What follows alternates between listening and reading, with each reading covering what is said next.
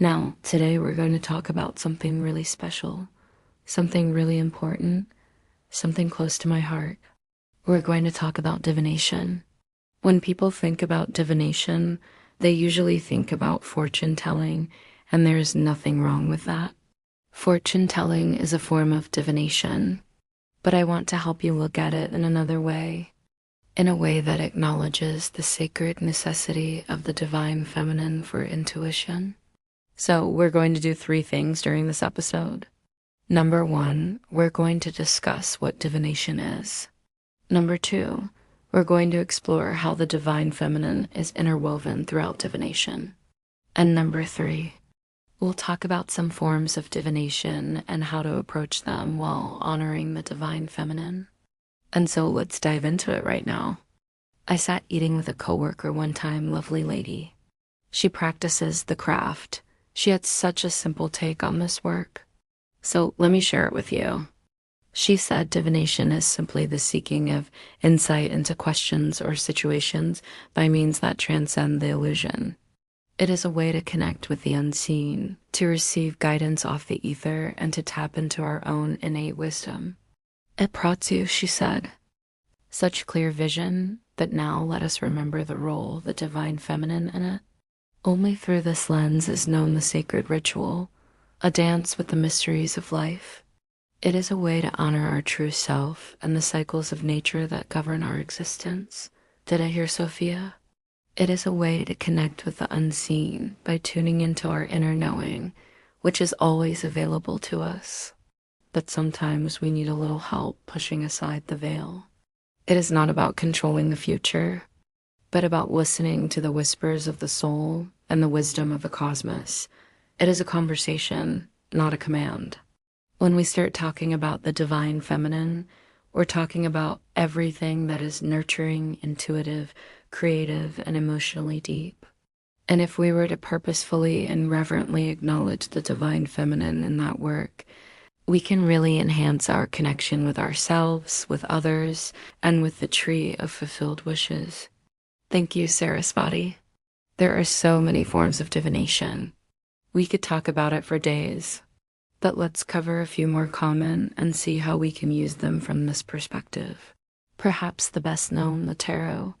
The tarot is probably one of the most well-known forms of divination, one that is very rooted in feminine energy.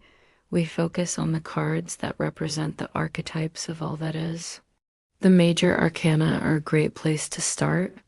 For example, the Empress is a card of fertility, abundance, and nurturing. The High Priestess is a card of intuition, mystery, and inner wisdom.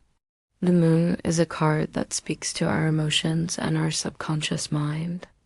Do watch my video titled, Discover the Magic of a Simple 3-Card Reading. All of these cards offer guidance and insight into the mysteries of life and can help us connect with our intuition. Number two, oracle decks. Oracle decks are another popular form of divination, and they are often specifically designed to honor the goddesses. These decks feature deities from various cultures, each carrying unique wisdom and guidance. Some examples include the Goddess Guidance Oracle cards, the Divine Feminine Oracle, and the Earth-based Oracle cards. By drawing a card from one of these decks, we can connect with the energy of that particular goddess and receive her blessings and insights. Then we have the runes, which are ancient and mysterious. Runes are a form of divination that dates back to the pre-Christian Germanic peoples. Each rune has a unique letter, symbol, and meaning, and they can be used to gain insight into a wide range of questions and situations. If you want to learn more about the runes, I'll be creating an entire episode on the runes. You can watch it later. Another form of divination that I love is pendulum divination. Pendulums are simple tools that consist of a weight suspended from a string or chain. They are used to answer yes or no questions by swinging back and forth. Using a pendulum allows us to communicate with our higher self and the subtle energies around us. It requires a lot of trust in yourself, and it embodies total reliance on inner knowing. There are an abundance of other forms of divination that we could talk about. My grandfather was known for his ability to witch for water. Now you have a few examples to make you ponder. The most important thing is to find a form of divination that resonates with you and that draws out your inner peace. If you're interested in learning more about divination and the divine feminine, I highly recommend checking out some books. The first book is called The Goddess Guide to the Tarot by Lisa Lister. This book offers a unique perspective on the tarot and how it relates to the divine feminine. It's a great resource for anyone who wants to deepen their understanding of both the tarot and the goddesses. The next book is called The Spiral Dance by Starhawk. This is a classic book on witchcraft and paganism that includes an entire section on divination. It's a great resource for anyone who wants to learn about the craft and how it should be practiced. I also recommend checking out online resources. I'm crafting a playlist for you too. Precious ones, I would love to hear from you. Do you use divination in your life?